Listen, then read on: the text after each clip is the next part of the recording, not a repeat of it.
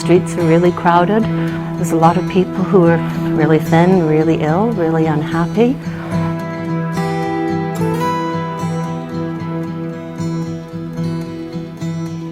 It's just really shocking that a city like Vancouver can have such a problem.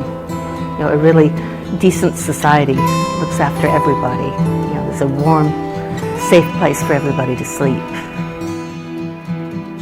We need to do better.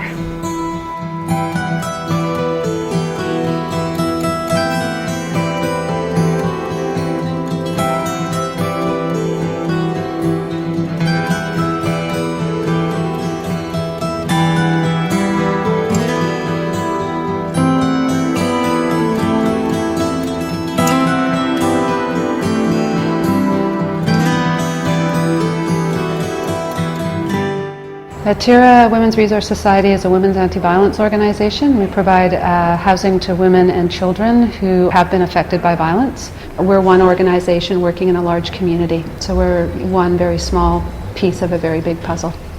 EWMA, it's a program of Atira. EWMA stands for Enterprising Women Making Art. The women that come to the program, they either live in the downtown Eastside or they access the service in that area. EWMA was an idea I had in about 2001. It was actually inspired by a couple of women who lived in Bridge who were gifted artisans. One was a beater and one tatted lace. Both of them were making reams of really beautiful objects that they were then selling on the street for next to nothing, for $5 or $7. Both women were struggling with their use of substances at the time, so they were desperate to sell these absolutely beautiful artisan objects they were making. And so it was inspired by those two women, just the idea being that if we could find women a better market or a better price for the stuff they were producing, they'd be better off. And then from there, we kind of expanded it to also providing women with a safe place to be for part of the day, and providing some capacity building. So for those women who maybe weren't interested in art, we would provide some training and some support, because most women have talent that can be nurtured.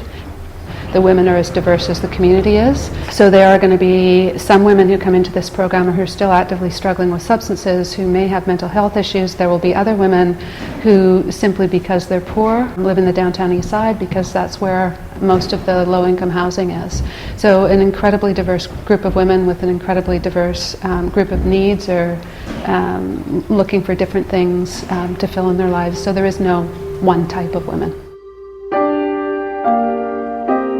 Some people are always going to look and say, oh, it's their own fault. Well, in some cases maybe it is, but in a lot of cases it isn't. And until you know their story, you don't know, so don't judge. I think nobody ever expects that their life will change. Mine changed in a 30-second fall.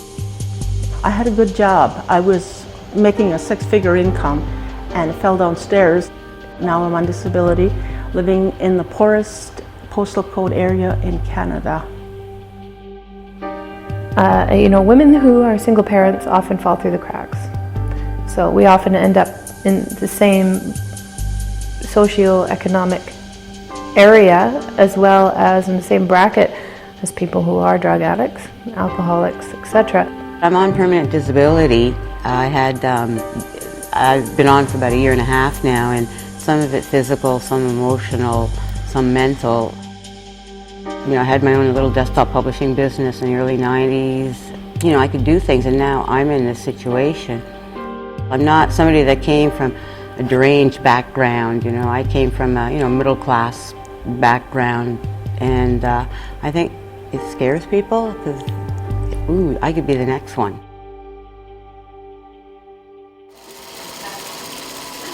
Women have always got together, sat around and sewed and cooked and made things and laughed and gossiped. I come down here and I meet wonderful people and we work together, we do collaborative projects, and I've learned more than I've taught. I love coming down here. It gives me a positive spirit, it's encouraging, and they're funny, they're fun to be with. Resources that I may have, others may not have, and vice versa.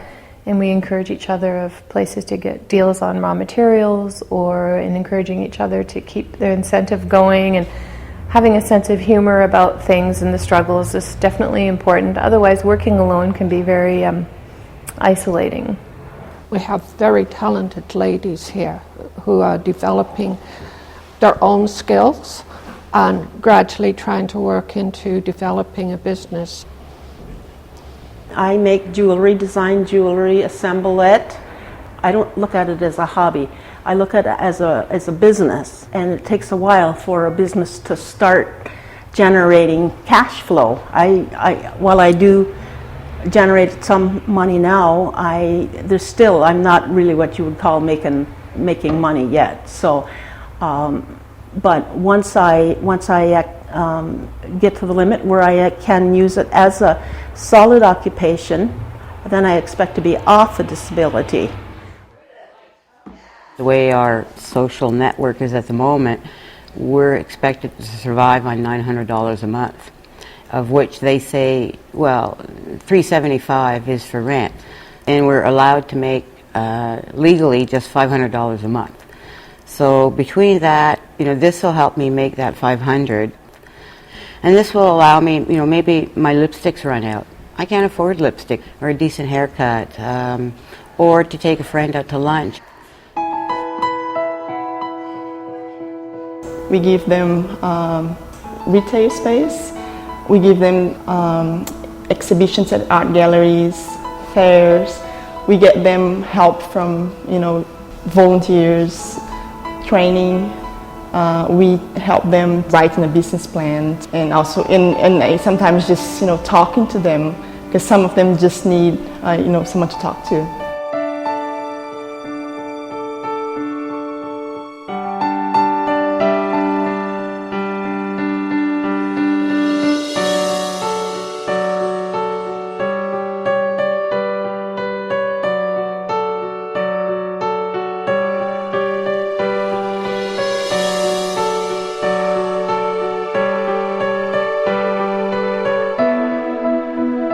It's a positive thing they're doing here. They're not going, oh, well, here's a meal. We know you can't look after yourself. That's more of a put down. This is a positive environment, and that's what attracts me.